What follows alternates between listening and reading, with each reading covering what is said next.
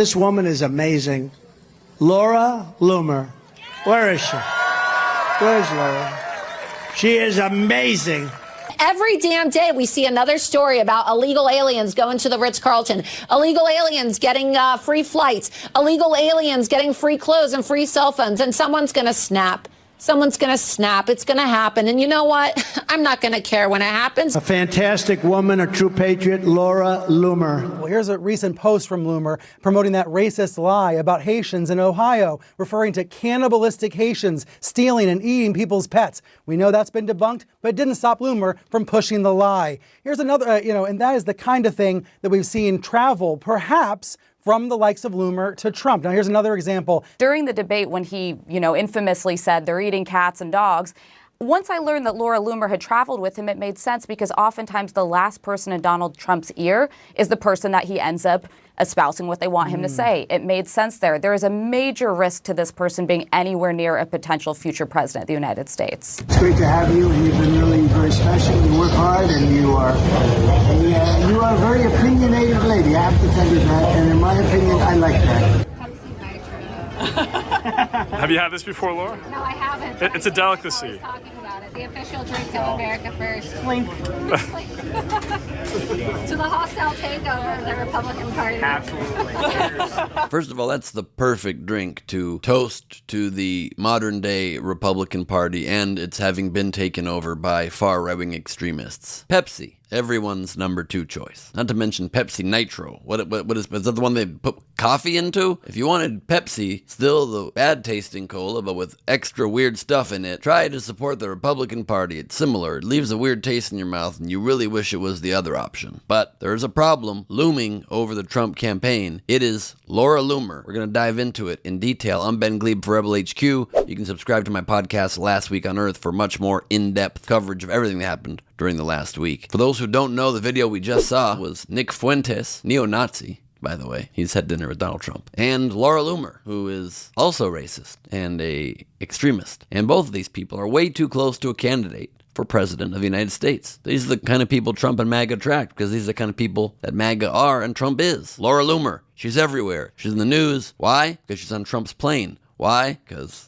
some think that they're having an affair. I'm not saying that. I don't know. I did see a clip of him going like this to her. You don't typically, when you're the married president of the United States, make kissy face towards a woman. You don't also typically say, she's very beautiful. She's very beautiful. This woman is amazing. It's a pretty odd thing to do, because presidents don't usually talk about people's looks, especially married presidents, and they're generally married. So that's weird. But that's not even the real problem. It's that Trump's allowing on his airplane a racist. Trump's allowing on his airplane a conspiracy theorist. Trump's allowing on his airplane somebody who tweeted very vile things just very recently about Kamala Harris. And if Harris wins, the White House will smell like curry, and White House speeches will be facilitated via a call center, and it goes on, clearly touching on racial prejudice there. This is what happens when the GOP has to go against MAGA. They go against MAGA world, and it's different rules than a traditional political party, and they just have to go along because Trump and MAGA set the tone and the rules and the tenor and the decorum of the entire party now. The Republicans have been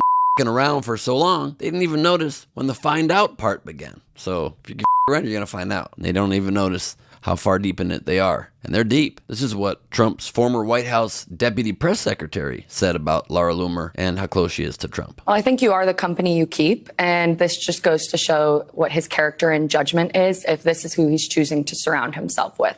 I mean, Americans at home might not be familiar with Laura Loomer. She's not necessarily a mainstream name, but she is as fringe gets. And that is what is so scary, is that now she has the ear of the potential next president. This should be horrifying for every American. Every American who's not a white supremacist or a racist. If you are those things, this should be very exciting for you. You should be super stoked. But it shouldn't just be Democrats that don't want a second term in office for Trump. It should be all establishment Republicans, if there are any somewhat normal Republicans left, that have watched their party turn into this racist, basically burgeoning on fascist, hateful, party. Here's more of the danger of someone like Laura Loomer getting close to Trump. I've talked about this threat of who will be with Donald Trump if he is elected president again, who will be staffing a second administration.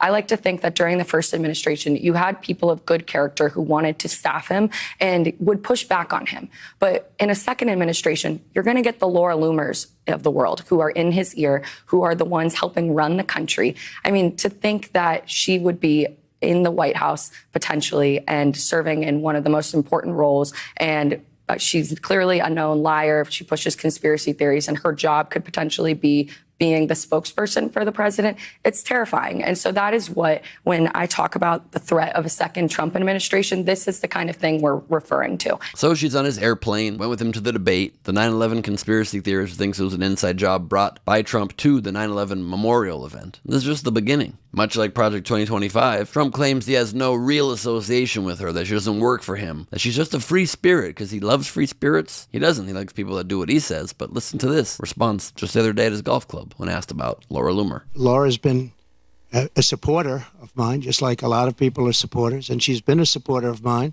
She speaks very positively of the campaign. I'm not sure why you asked that question, but Laura is a supporter. I don't control Laura. Laura has to say what she wants. She's a free spirit. She made racist remarks about your opponent. She also espoused conspiracy theories about 9/11.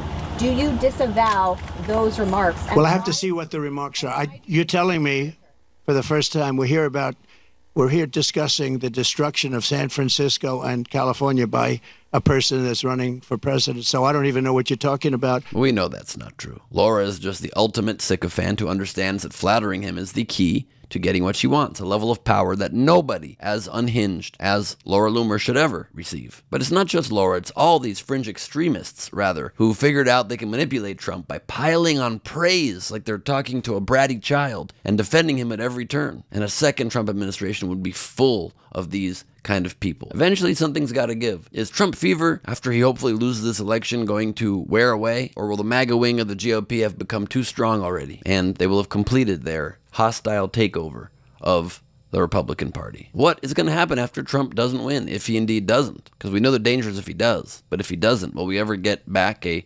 countervailing force, reasonable, respectable Republican Party? Or are we going to have that forever be hijacked by racists and people who want simply to divide, to keep more for themselves? I'm Ben Glebe for Rebel HQ. You can follow me at Ben Glebe on Instagram and subscribe to my podcast, Last Week on Earth.